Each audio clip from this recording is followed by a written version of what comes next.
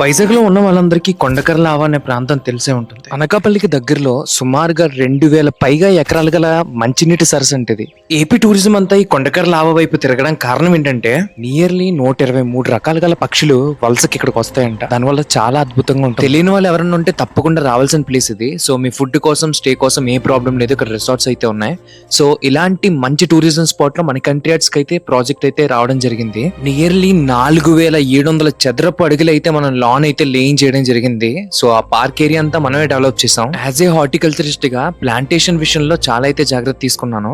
ఎందుకంటే నేను సెలెక్ట్ చేసిన ప్లాంట్స్ అన్ని చాలా హార్డీ ప్లాంట్స్. పిల్లలు తొక్కేసిన, ఆవులు తినేసిన నాకు ఏ ప్రాబ్లం అయితే లేదు. ఎందుకంటే దాని నుంచి సైడ్ షూట్స్ అనేవి ఎప్పుడు వస్తానే ఉంటాయి. ఒక పక్కన గ్రీనరీ మెయింటైన్ చేస్తూ ఇంకో పక్కన ఫ్లవరింగ్ ప్లాంట్స్, ఫోలియేజ్ ప్లాంట్స్, అలాగే చాలా రకాల డైవర్సిటీ అయితే నేను మెయింటైన్ చేయడం జరిగింది. మంచి సెల్ఫీ పాయింట్ కోసం గోల్డెన్ బ్యాంబూ కూడా ప్లాంటేషన్ అయితే చేయించాను.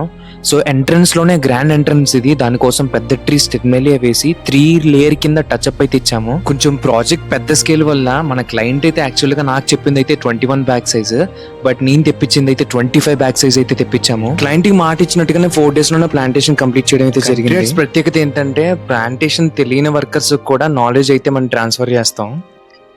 నెక్స్ట్ ఇక్కడ కూడా ఇంకొకటి రెడ్ కలర్ డ్రెస్సింగ్ మొక్క పెట్టేసి, ఇలాగా నువ్వు ఈక్వల్ డిస్టెన్స్ గ్యాప్ ఇచ్చుకున్నావు అనుకో, మధ్యలో హెలికొని పెట్టేది. కానీ సో ప్లాంటేషన్ అంతా కంప్లీట్ అయిపోయింది. అనే లోపల ఒక ప్రాబ్లం అయితే ఎదురైంది. అదైతే నెక్స్ట్ వీడియోలో చెప్తా. అంతవరకు స్టే ట్యూన్.